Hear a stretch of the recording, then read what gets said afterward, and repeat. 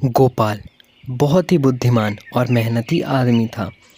उसकी बुद्धि और व्यवहार कुशलता के बहुत चर्चे थे। लोगों की हर समस्या का हल वह चुटकियों में करता था, इसलिए उसके पास लोग अपनी अपनी मुश्किलें लेकर आते ही रहते थे। किस्मत की बात है, उसके पड़ोस में एक निहायती कमक्ल दंपत्ति रहता था। उस पर तुर्रा यह कि पति और पत्नी दोनों ही दिन में सपने देखने के शौकीन थे। अपने वर्तमान को बेहतर बनाने की अपेक्षा दोनों अपना अधिकतर समय भविष्य के सुनहरे सपने देखने में बिताते थे।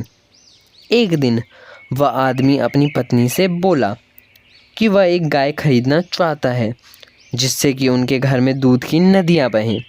फिर क्या था, दोनों ने एक अदद गाय खरीदने की योजना बना डाली और देखते ही देखते उसके सपनों में खो गए।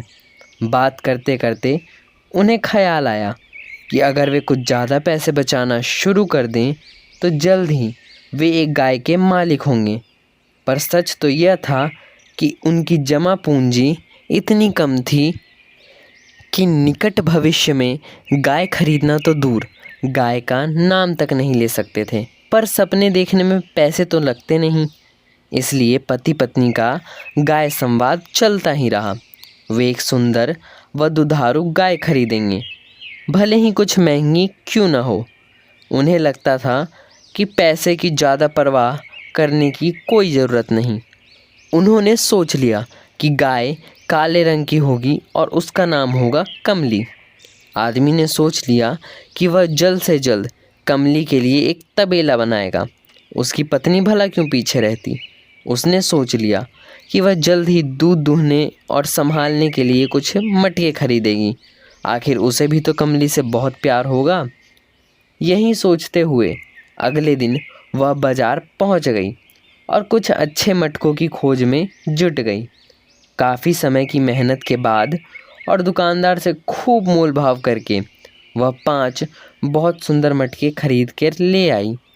शाम को बड़े गर्व के साथ उसने अपनी पति को वो मटके दिखाए।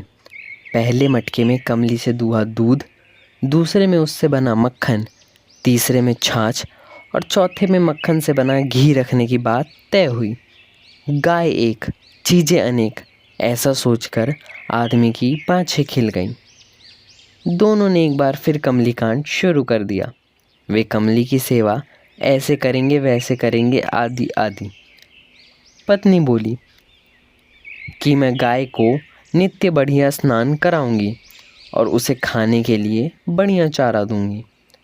जल्दी ही उनकी गाय दिन में 2 बार बहुत सारा दूध देना शुरू कर देगी। आदमी बोला कि मैं रोज़ उसके लिए अच्छी घास का इंतज़ाम करूँगा। फिर वे बचा हुआ दूध घी बेच दिया करेंगे और शीघ्र ही बहुत पैसे वाले हो जाएंगे। तभी आदमी ने 5वां मटका देखा। उसने अपनी पत्नी से पूछा कि ये 5वां मटका किसके लिए लाई हो। पत्नी ने हिचकिचाते हुए जवाब दिया कि उस घड़े में थोड़ा सा दूध डालकर अपनी बहन के घर दे आऊँगी। ऐसा सुनकर आदमी क्रोधित हो उठा, क्योंकि उसे अपनी साली फूटी आंख नहीं सुहाती थी। चिल्लाते हुए उसने अपनी पत्नी से पूछा, मेरी आज्ञा के बिना अपनी बहन को दूध देने की बात तुमने सोची भी कैसे। पत्नी तुनकर बोली, मुझे तुम्हारी आज्ञा की कोई ज़रूरत नहीं। कमली को खरीदने के लिए पैसे तो मैंने ही जमा किए थे और रोज़ मैं ही उसे नहलाती धुलाती हूँ, खिलाती पिलाती हूँ, दूध भी मैं ही रोज़ दोहती हूँ। इसलिए बचे हुए दूध का मैं जो चाहूँ कर सकती हूँ। इतना सुना तो आदमी गुस्से से लाल पीला होने लगा।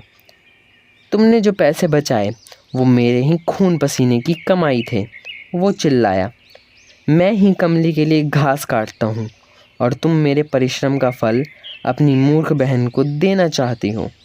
उसने तो हमें आज तक फूटी कौड़ी नहीं दी।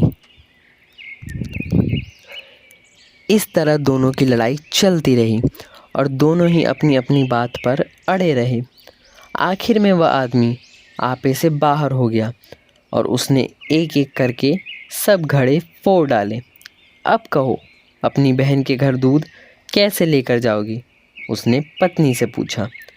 गोपाल बहुत देर से ये सब सुन रहा था, पर आखिर उससे चुप नहीं रहा गया।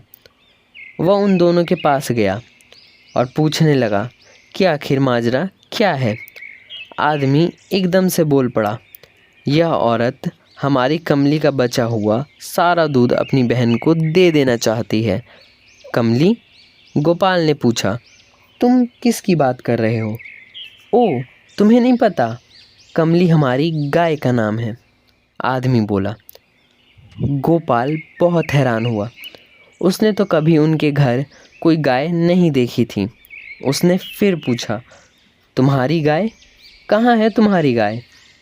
आदमी को फिर भी अपनी मूर्खता का एहसास नहीं हुआ। वही गाय जिसे हम खरीदने वाले हैं। जैसे ही हमारे पास ठीक ठाक पैसे जमा हो जाएंगे, हमारे पास एक स्वस्थ और सुंदर गाय होगी जो हमें खूब दूध देगी। पर मेरी पत्नी सब बचा हुआ दूध अपनी बहन को देना चाहती है और मैं उसे बेचना चाहता हूँ, वो बोला। पत्नी ने उसे टोका। मैंने सारे दूध के लिए नहीं, थोड़े से के लिए कहा था। आखिर हमारे पास इतना सारा दूध है। गोपाल ने उसे याद दिलाया कि फ़िलहाल तो उनके पास दूध है ही नहीं और ना ही होगा जब तक कि वह गाय खरीद ना लें।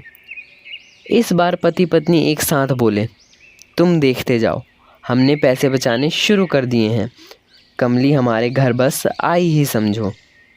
जब गोपाल ने उनसे पूछा कि उन्होंने कितने पैसे जमा किए हैं, तो उसे पता चला कि उन्हें पैसे जोड़ते बस एक ही दिन हुआ है। गोपाल तो समझदार था, फट से जान गया कि उनके पड़ोसी फिर दिन में सपने देख रहे हैं। गोपाल ने उनकी इस बीमारी का एक ही झटके में इलाज करने का फैसला कर लिया। वह एकदम से चिल्लाया, अब मुझे पता चला कि मेरी सब्जियों का बगीचा कौन खराब कर रहा है। इतना कहकर उसने एक डंडा उस आदमी के सिर पर रसीद कर दी। आदमी को इस आकस्मिक प्रहार की अपेक्षा नहीं थी। उसने गोपाल से पूछा कि उसने डंडा क्यों मारा। गोपाल ने कहा, तुम्हारी गाय ने मेरे खेत में सब फलियां और खीरे खा लिए हैं। और एक बार फिर गोपाल ने घुमाकर एक और डंडा उसके सर पर दे मारा। आदमी जानता था कि गोपाल के पास कोई खेत नहीं था। कैसी फलियां? कौन से खीरे? तुम किस खेत के बारे में बात कर रहे हो?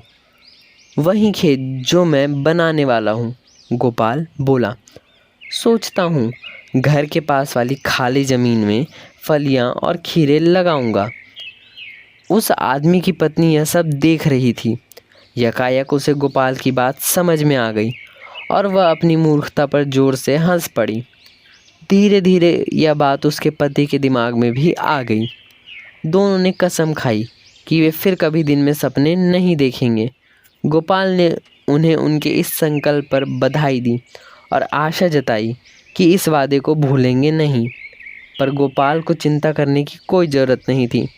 उस आदमी के सिर पर पड़े 2 डंडे अपना निशान छोड़ गए थे, जो उसे और उसकी पत्नी को उनकी सुंदर परंतु काल्पनिक कमली के बारे में लंबे समय तक याद दिलाने के लिए पर्याप्त थे। ऐसे ही और वीडियोस को पाने के लिए हमारे चैनल को लाइक एंड सब्सक्राइब जरूर करें।